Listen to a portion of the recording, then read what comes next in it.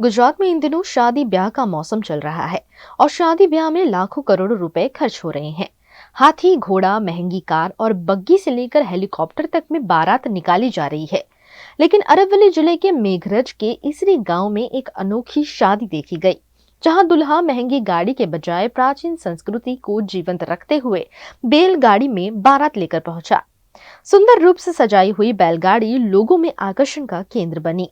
आज के युग में बैलगाड़ी विलुप्त होती जा रही है। ऐसे में इसरी गांव के जयेश भाटिया ने अपने बेटे हर्ष की शादी में सजे हुए बैल और सजी हुई बैलगाड़ी में बारात निकालकर पुरानी परंपराओं को उजागर किया।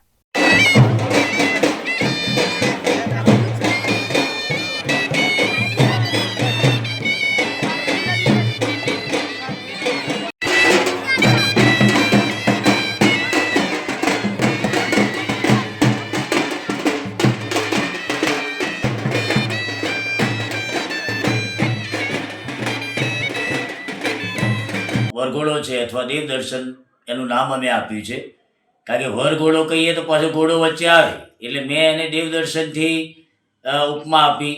અને એ ઉપમા આપવાનું મેઇન કારણ એ કે છેલ્લા હું 10 વર્ષથી જોઈ રહ્યો છું કે દિન પ્રતિદિન આર્થિક રીતે નબળો હોય કે સદ્ધર હોય પણ એ લોકો વરઘોડાની અંદર અથવા બેન્ડ બાજાની અંદર અથવા ડીજેની અંદર એટલા બેફામ ખર્ચા કરે છે કે એ લગભગ એના પ્રસંગ પછી 8-10 વર્ષ સુધી એ મૂંઝાયેલો રહે છે. અને નંબર 2, સૌથી અગત્યની બાબત તો એ કે ભારતીય સંસ્કૃતિ દિવસે દિવસે ભૂસાઈને ખલાસ થઈ ગઈ. એટલે મારા માઇન્ડની અંદર 1 વર્ષથી વિચાર ચાલતો હતો કે મારા બાબા હર્ષના મેરેજ જ્યારે આવશે ત્યારે હું એવું કંઈક કરીશ કે ખર્ચો તો ઠીક છે પણ આવનાર પેઢી અને વર્તમાન પેઢીને ખબર પડે કે આપણા વડવાઓ બાપ દાદાઓ કેવી રીતે જાન લઈને જતા હતા અને કેવી રીતે પરણતા હતા.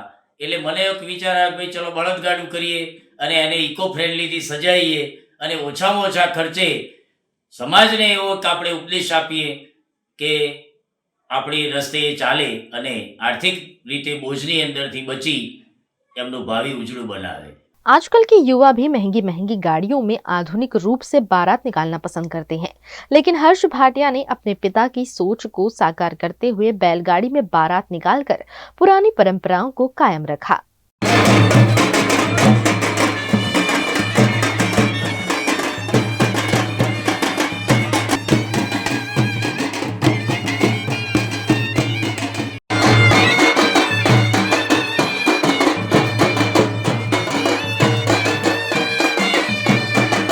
ઘરે દેવ દર્શન કરવા માટે જઈ રહ્યા છીએ. બધા વરઘોડાનું નામ લે છે, વરઘોડા રીતે ડીજેમાં ને એ રીતે નીકળે છે, પણ મારા પપ્પાના વિચારો એવા હતા, મારા પપ્પાની ઈચ્છા એવી હતી કે આપણે જે જૂની રીતો છે, જૂના સંસ્કારો છે એ પાછા લાવીએ.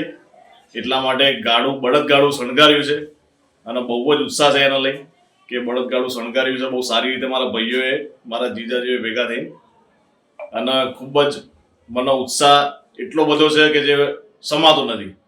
અને મારા પપ્પાની ઈચ્છા પૂરી થઈ રહી છે અને પ્લસ આપણા જૂના જે સંસ્કારો છે, રીતિ રિવાજો છે, પાછા આવી રહ્યા છે.